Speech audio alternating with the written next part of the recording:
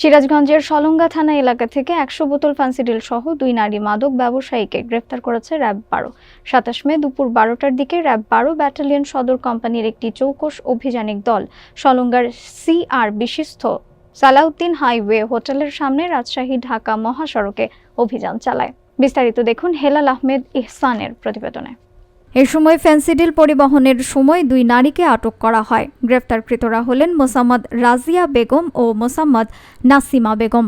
RAB ১২-র অতিরিক্ত police super ও company commander Dipankar Ghosh এক সংবাদ বিজ্ঞপ্তিতে জানান, গ্রেফতারকৃতদের কাছ থেকে ১০০ বোতল ফেনসিডিল ছাড়াও মাদক ব্যবসায় ব্যবহৃত ২টি মোবাইল ফোন ও নগদ ১,২৭০ টাকা জব্দ করা হয়েছে। প্রাথমিক জিজ্ঞাসাবাদে জানা গেছে, তারা দীর্ঘদিন ধরে সিরাজগঞ্জ সহ দেশের বিভিন্ন জেলায় মাদকদ্রব্য ক্রয় বিক্রয়ের সঙ্গে জড়িত। আসামিদের বিরুদ্ধে সলঙ্গা থানায় মাদকদ্রব্য নিয়ন্ত্রণ আইনে একটি মামলা দায়ের করা হয়েছে।